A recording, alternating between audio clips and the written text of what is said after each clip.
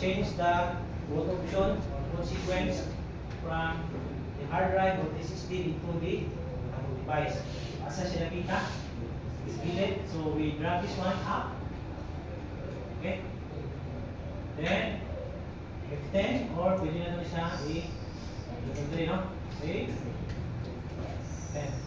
Then after that, boot na siya, no? Let's see. Tanawan ko. Okay. Try or install Ubuntu. Saan na itong pinayon? Ha? Clear lang ta, ha? Clear lang. Nakawal niyo, ha? Video mo. Okay, later on, kung ano ito, din one eh. Day one na eh, mag-practice mo, tapos day one. Now, look. So it's not Windows anymore, ha? Ubuntu, no? Linux.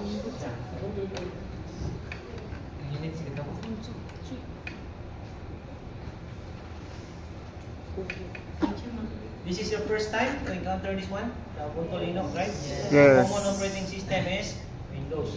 But dili ta mo sugot nga Windows hangtod Windows lang ta, ha? Ay mga punpuhon, grabe mo, ay kinon ta. No? Dapat halos ganit tanang technology sa karon pa lang dyan, meron mo sa mga istorya na. No? Ay mo tanan ninyo, to, kay tingnan ba sa ikaw, mo na muna. Nabay contribution ng Pilipino, no? Ha? Related the virus, but about the hardware, no? Kuan katong gamay nga chip. Pinakagamay nga chip. Oh, isa man lang gamay nga chip nga ikuan sa kuan, invented by the Filipino. Kuan to na CPU mo ang naman sir. Ha? CPU Ang Pilipino nga nag-iskuan kay posible dire ato kini karon mo nagigamit, no? Ang Pilipino invented the land, no? The local area network. Time na tayo, 11:30 na. Yes, sir. 11:30 na? Yes, sir.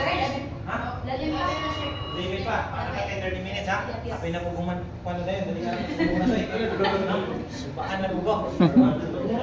Eh, sa plano ba ito sa lahat? Bitaw sa salanan sa internet?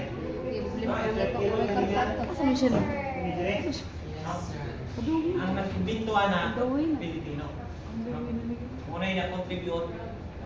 No, ganda ko ang Pilipino bisag asa, no? Usahay ng Pilipino basta makakonsentrate lang ta.